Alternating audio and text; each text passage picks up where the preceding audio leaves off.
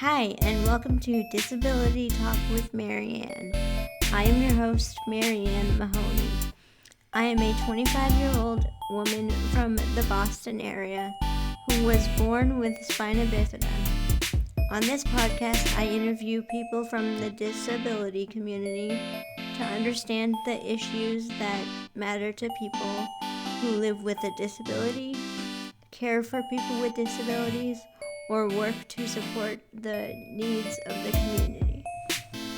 In this episode, I interview Janelle, who is a very good friend of mine, who is a teacher for kids with autism.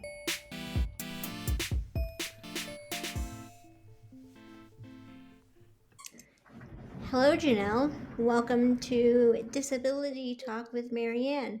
I'm delighted to have you onto my show. And I'm delighted to be here. I will say right now that I'm dealing with a little bit of laryngitis. So I've got a drink right here that's going to keep me hydrated. Me too. To start off, why don't you tell me a little bit about yourself and how you know me, and then we can get into what you do for work. All right, sounds good. So I met your family all the way back in 2001 when you were just about to turn 3 years old, because your family posted an ad looking for a summer babysitter for you, your brother, and your sister, who was newborn at the time. And then I just stayed with all of you, and now I'm proud to call you my sister, because now I'm sort of Aww. part of a family, right? Yeah. And I was particularly interested in babysitting after I found out that you had some disabilities, because I was preparing to become a special education teacher at Boston College. So, do you want to tell the viewers about what disability you have, or? Yeah, that's actually in my intro. So I'm going out of sequence here, huh? Yeah, you are. I see. Yeah. Okay. A special education teacher in a public school program that serves students with autism and related disabilities. And I also went back to school about 10 years ago so that I could become a board certified behavior analyst. And that just Also means, known as a BCBA, is that yes, correct? BCBA. Yeah. And I apologize for the squeaking in the background. My dog is having a little fun with her toys. That's no worries. Let me know if it becomes too much and I can settle her down. Yeah. But so a BCBA, just generally speaking, it's a way of trying to improve people's lives with their consent by teaching them the skills that they need to have in order to live the life that they want to. So there were times that I felt really ineffective as a special education teacher with just the training that I had. And I wanted to be more successful, because there were times where I felt like I wasn't able to help students learn the skills that they really needed in order to be able to participate fully in their community or in the school. So becoming a BCBA just helped me to learn how to break things down into really small parts, basically. Mm. And that way I could be a little more successful. I have to say that knowing how long you've worked as a special education teacher and in like the disability, Mhm. yeah, you have it down pat what you're doing, Well, and thank you for the vote of confidence.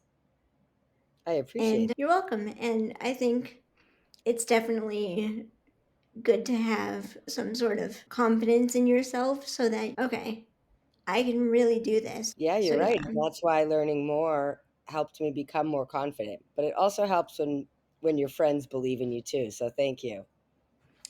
you're welcome anytime.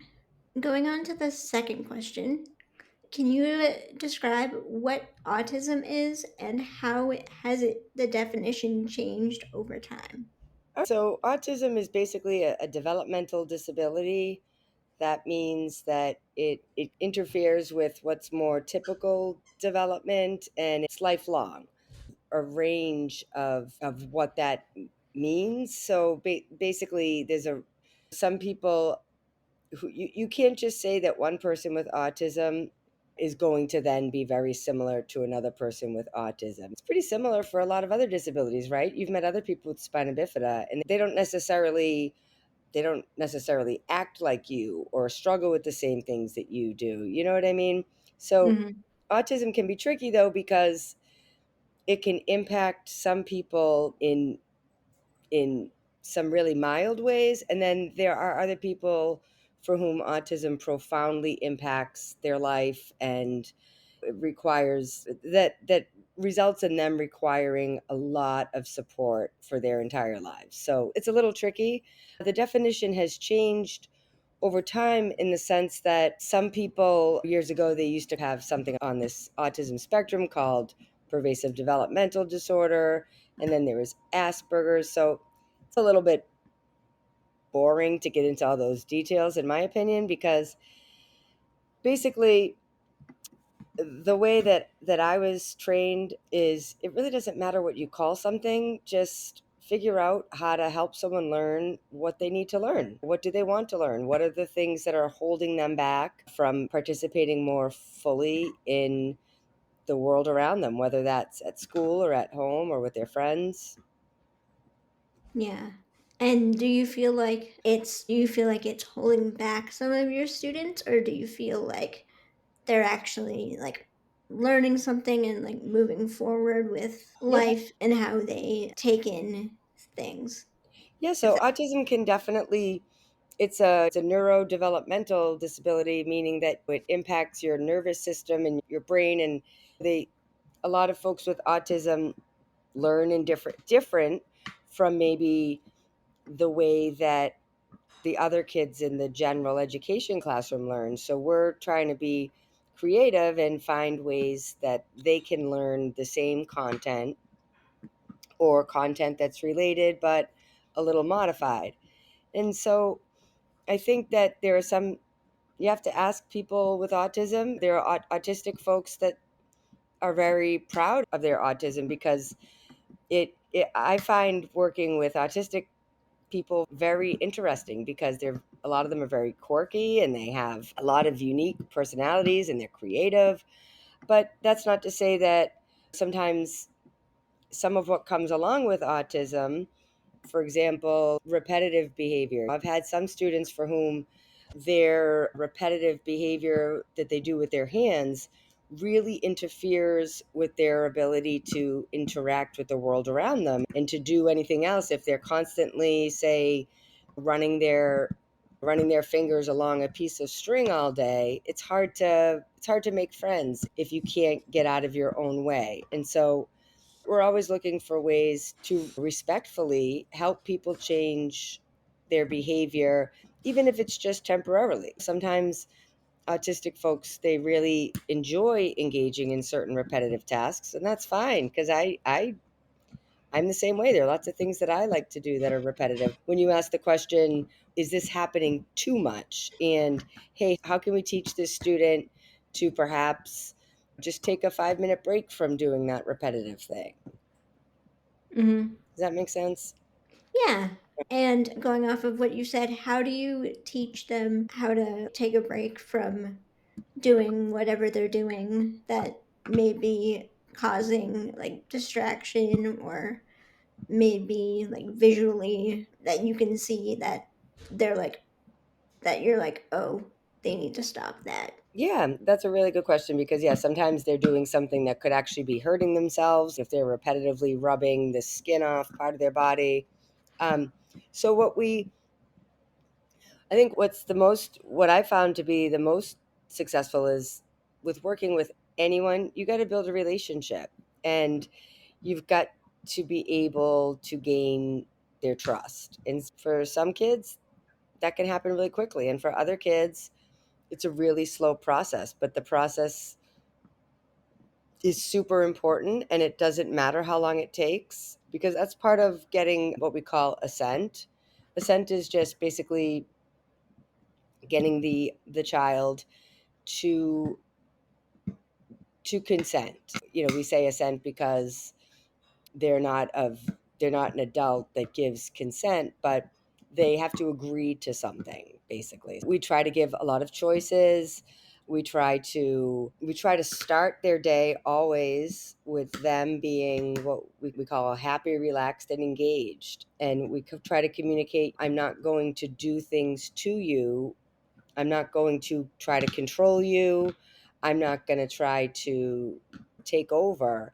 It's all about you, but we're going to try to take a few breaks sometimes. Once you're willing to give a little bit of cooperation, then it's going to be my turn to be able to teach you some of the things that we think you're really going to appreciate learning, right? So it starts off really slowly with just like 5 seconds of just the teacher being able to. So, in the case of someone who's having repetitive behavior with their hands, it's going to just be 5 seconds of not engaging in that behavior with the hands. Does that make sense?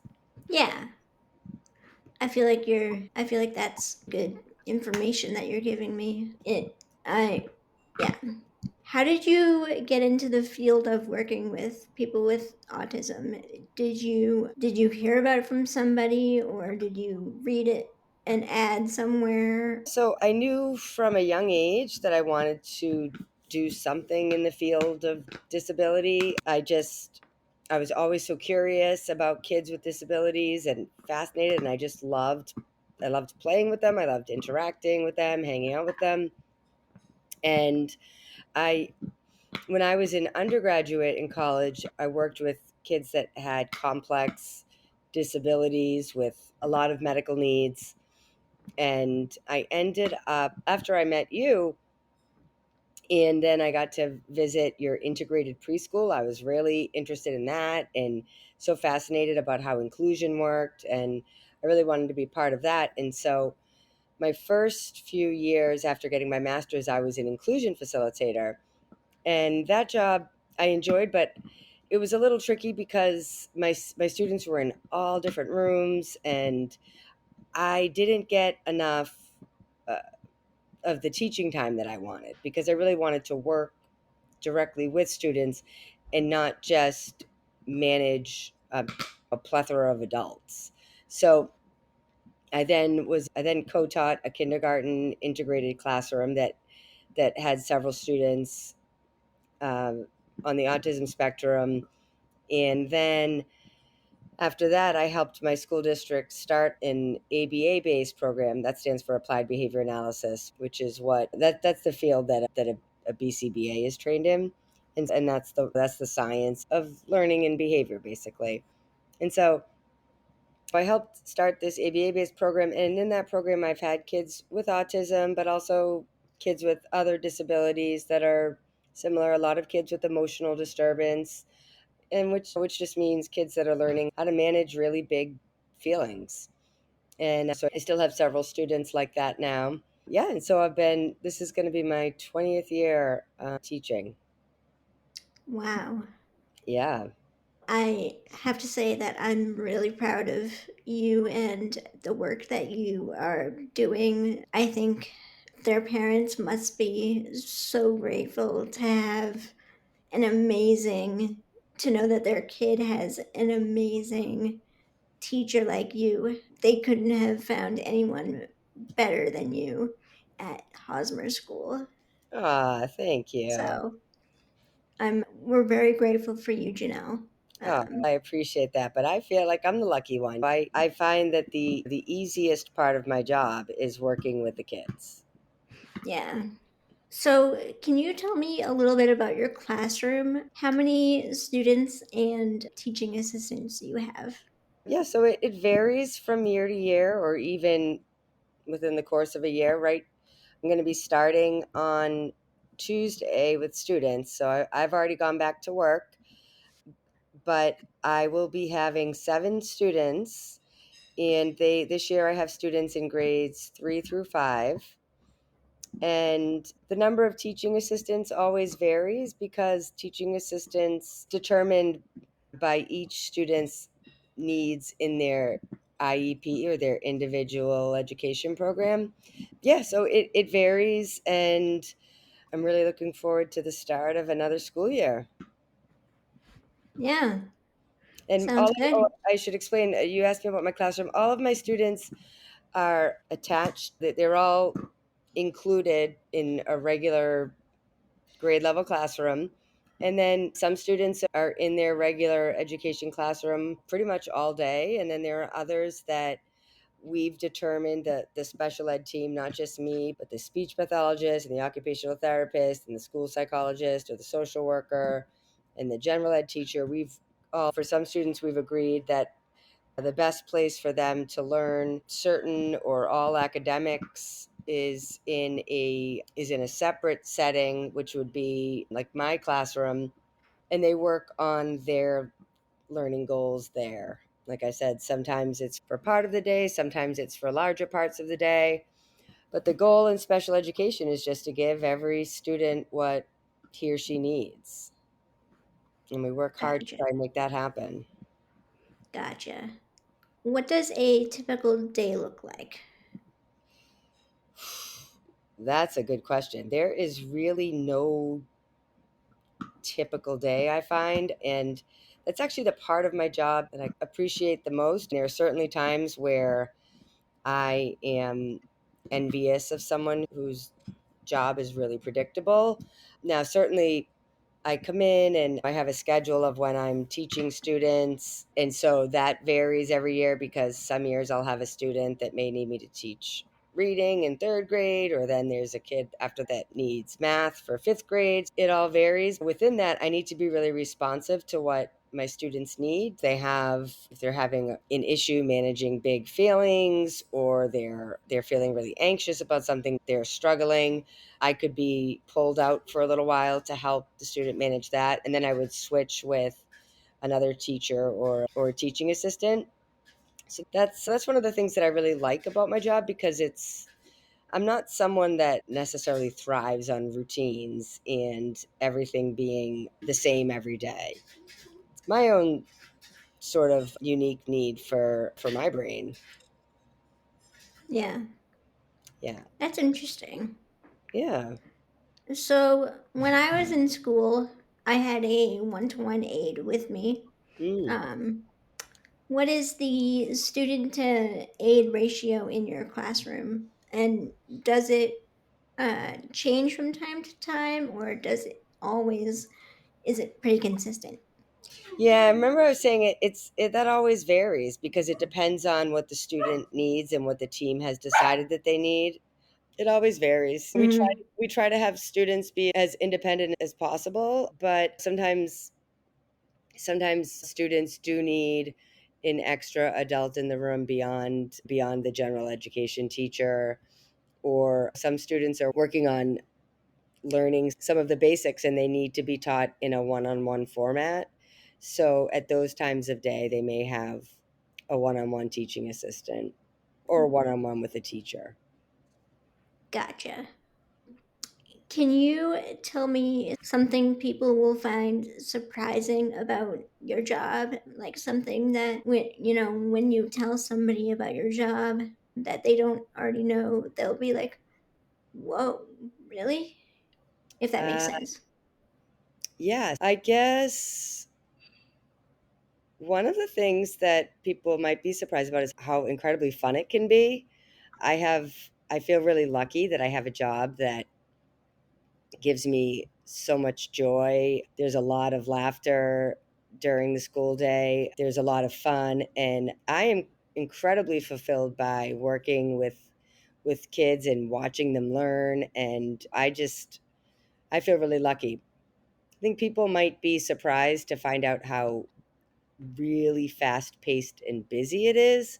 I think some people that don't quite understand what public schools are like these days, they might go back to picturing when they were kids. Some adults that are older than you might just picture, oh, the teacher just sits at a desk while the kids are sitting quietly doing their workbooks. And it's not like that at all. I am constantly moving and I have lots of people asking me questions, adults, kids. There's always multiple things happening at the same time. And that's one of the real challenges, is trying to just keep my brain organized, because there is just so much going on, and you have to also be present for your kids, especially kids that you're trying to build a relationship with. They can sense if you're not really truly present and engaged with what they're doing. Yeah.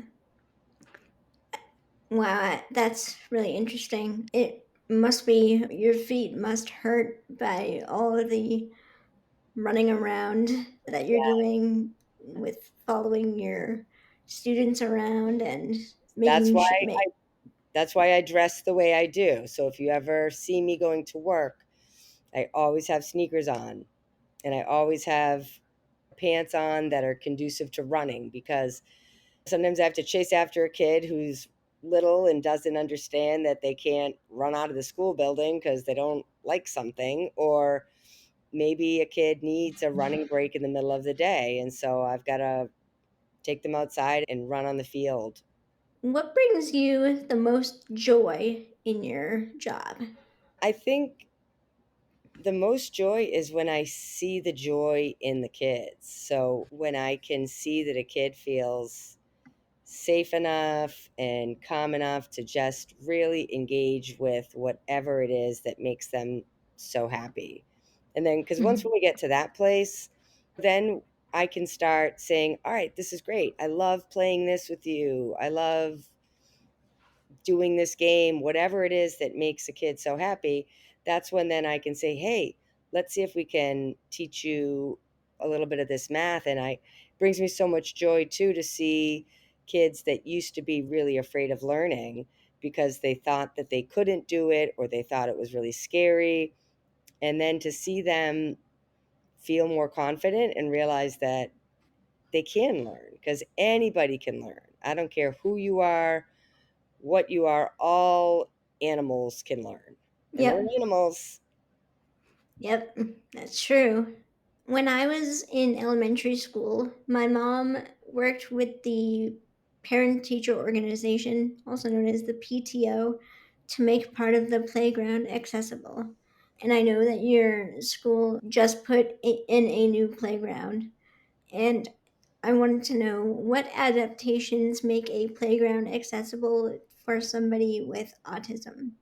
Are there like Good things, question. do they have like sensory needs, and are there like various things that like they Mhm. can touch or Yeah, so that's a great. Yeah, I remember when that playground project was happening. Remember, you and I had a big campaign to help fundraise for it, and I ran the marathon because you were a wheelchair user, but it was all wood chips on the ground, and so that makes for a really horribly bumpy ride. And so they had to put that kind of springy, oh my goodness, I'm losing my mind, I can't think of the word for it, but the flooring for it makes it really accessible to it. And what's cool about making things accessible and using principles of universal design means that it benefits everyone. Everybody benefits from walking on a surface that isn't wood chips, right? uh, Mhm. And so for kids with autism or any other developmental disability, one thing that I like to see when I go to any playground, because let's face it, I really enjoy playgrounds myself. I love going to playgrounds with kids, whether I'm at work or not, is varying levels of difficulty. So you might have a structure that's there. If you want to get to the top of it, you have to climb and you have to be really strong. And then there are other structures that are lower to the ground. For kids that aren't really into the climbing thing, swings are great. I love swings because I think that they are the most inclusive playground equipment, really, because even if you're all by yourself and you feel a little lonely, or maybe you're choosing to isolate yourself because there's just too much going on around you, you might choose to just go on the swing and relax, chill out. Swings are also able to accommodate kids with a lot of different disabilities. If you have an oxygen tank, you can still sit on a swing and be pushed by your friends, right? Because the oxygen tank can just go right inside the swing with you. It's trickier to make that happen if a kid is up climbing or using another piece of equipment. So Hmm. swings are great for self-regulation. A lot of kids really get calm through that movement, and it can help them feel a little more calm for even a while after you left the playground. Not for me though. I used to love swings when I was a kid, but when I got to be an adult, they started to make me feel sick. But I think what's important with the playground too is going to other playgrounds, checking them out and seeing, hey, what are the most popular pieces of equipment here? What do we see kids doing the most of? And I like to learn by observing and just watching. What do kids, because sometimes what adults think kids are going to like and be drawn to, they're actually not.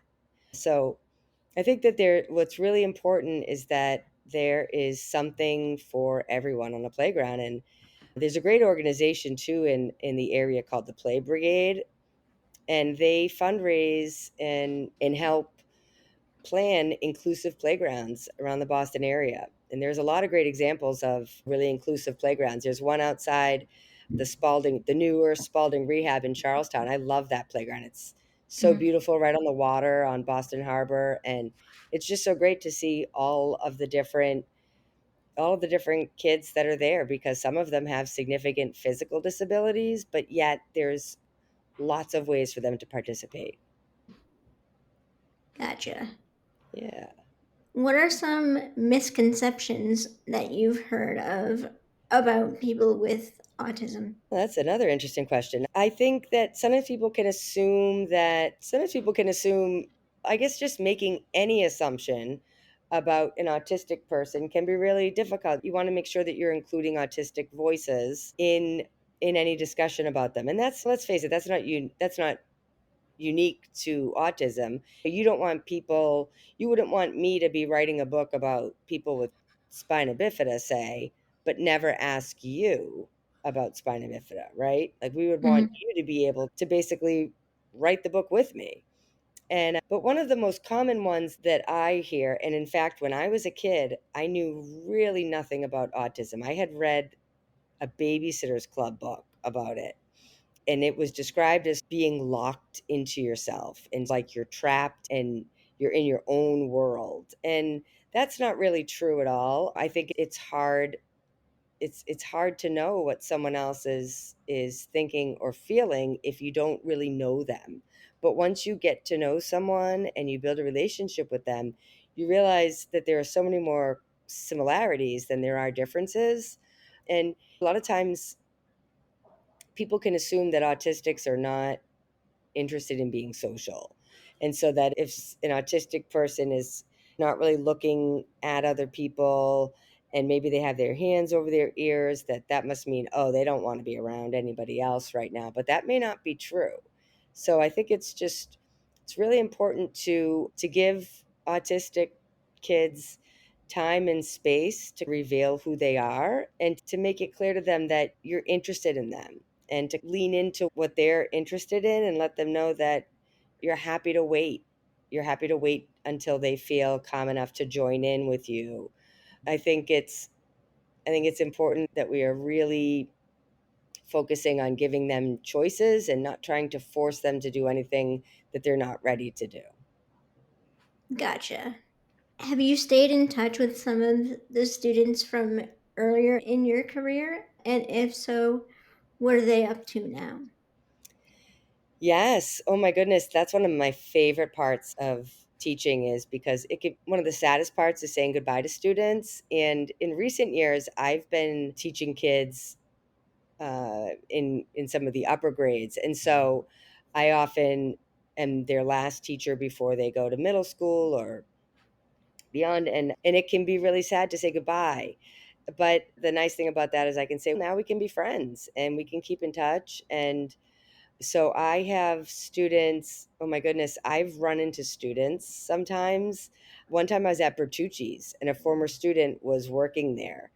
And my first thought is, oh my gosh, I feel really old because I still pictured this kid as a first grader. And there he is working at Bertucci's making pizzas. I've had students that it's such a range. Like the students I work with have so many different interests and so many different abilities that There are some students that are in programs like you are. There are some students that have gone on to college. There are some students that are younger now and are in middle or high school, but they're every student that I've worked with has continued to grow and learn after they have left elementary school. I think that's important for people to hear too, because there's a lot of people that will say, "Oh, it's so important in the early years. If they're not learning it, then the window closes," and it really doesn't. I have a friend who's in his 30s now that I used to work with him when I was a teenager and he was little, and he's doing new things. He's doing new things every time I see him. He's saying new things, learning new things. Yeah, that's a really fun part of my job, is keeping in touch. Hmm. And you just, over time, you get to see them grow and develop new, like, skills over time. Yeah, And you mentioned the student working at Bertucci's making pizza. yeah, Crazy that when you go from being a teacher, teaching students reading. math and reading, and then you go to a restaurant and you see them working there, like making Exactly. pizza. And so that's Yeah, yeah. Like right now, I'm still blown away that I'm having a professional adult conversation with you, because there are going to be people listening to this podcast or watching it if they watch the video of it. And I think that if they've known you and I over the years, they are probably laughing really hard, going, I cannot believe these two are doing a podcast together, because you used to be so little and you and I were just known to be strictly fun and get ourselves into trouble. And maybe someday you and I will write a book about some of the adventures that we've had that we can't say right now in this podcast, but you know that some of them are absolutely hilarious. And if you hear, that's just my dog squeaking on her toy. yeah. Janelle, you bring me so much joy, and The feeling is mutual.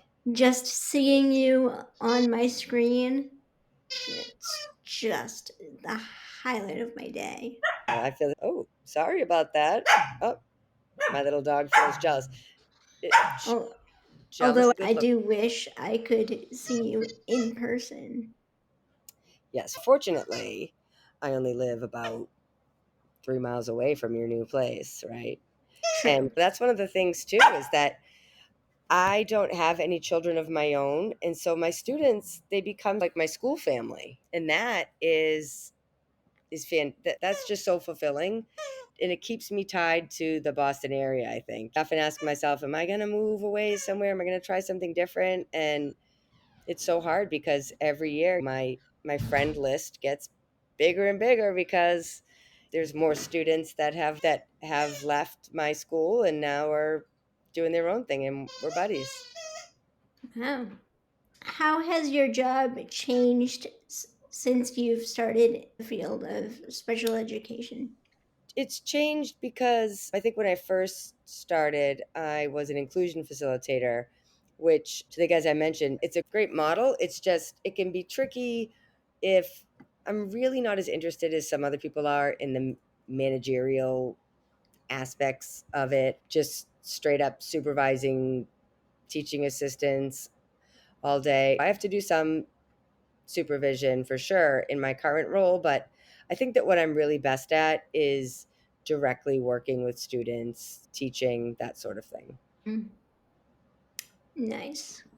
How do you see your field of work evolving? That's a good question. I think it's going to be really interesting to see, because I think that there are a lot of problems right now in public schools. We're really struggling to retain special education teachers because for a host of reasons. But I think that sometimes what's expected of us can be extremely difficult, because as much as we as much as we may agree with our administrators about what students need, sometimes it's just given the resources that we have, it can be impossible because I can't be in 5 different places at the same time, or we have to meet students where they're at. And so if I get a student that is so afraid about learning that they literally can't sit in a chair, I have to meet that student where he's at. And I can't expect him to read the whole book right now. We have to start off and just build little bit by little bit. And so that's one of the challenges of my job. You have to have a lot of endurance and a lot of patience, not patience with the kids. I'm saying patience with the process, so that maybe a typical third grader is going to learn his multiplication tables in a couple months, but my students might take a lot longer. And if you're not really looking closely at the data that you collect, you might think that the student's not making any progress, but maybe they're just learning one fact at a time, and it's moving slowly, but they're still learning, and you have to be able to appreciate that. And for some people, they're not able to hang in like that, but that's something that I really love about what I do. If people are interested in learning more about the field of special education and autism, where can they learn more? Oh, good question. There are, I would say, definitely at the Council for Exceptional Children. That's a great organization. And I can even recommend a few others. I could compile a little list that you could put into your show notes, Hmm. and then you could attach them to the podcast or the YouTube channel or whatever you do. Yeah, Sound like sounds good. a plan? Yeah. Do you have any advice for people who might go into the field of special education? If so, what would that advice be? I would say I'd first say thank you for being curious and even interested. I think that the other thing is that you want to get as much experience as you possibly can doing so many different things. So you might want to see if you can get some volunteer work done at, say, a recreation department, or doing something that is going to give you some kind of contact with kids with disabilities. You might get a teaching assistant job. You might try to volunteer somewhere and see as many settings as you can, because I struggled. I remember when I was an undergrad, I hadn't seen enough settings. And so I had only seen sort of kids outside of school. And then I saw a school for students with profound disabilities and complex healthcare needs. And you want to be able to see a lot of different places: private schools, public schools, inclusion versus substantially separate, just so you can see how big the field is. And then all of that experience or all of that observation is just going to help you be the best possible special educator you can be. Gotcha. And finally, do you have any questions for me about being in a wheelchair or having a disability that you didn't know? Hmm. Let's see. Since I've known you 20 plus years, I've asked you tons of questions. I don't know, what would you say is your favorite part about being in a wheelchair? But you're not allowed to say hitting me with it, because we know that once in a while you can be a distracted driver, and I know that has brought you immense joy watching me suffer. Ha. But what's your favorite thing about your wheelchair that other people may not know? I'd say that every single time I get a wheelchair, I get to pick the color of it. I knew you were going to say that. That's I don't so think about what other people are going to say. You just Uh, do you. I just, you do you. Now, one And thing for you. Do you want people to feel sorry for you because you have spina bifida? no, I didn't think so. yeah, Part of who you are, right? yeah. And it's interesting to learn about every wheelchair there is out there because some of them have really cool lights that I get to turn on when I'm out in the dark.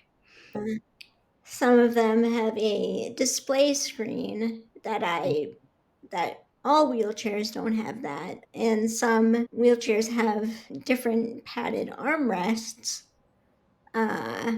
And so it's just the little things that bring me so much joy. And It's so true. I think that's true for all parts of your life.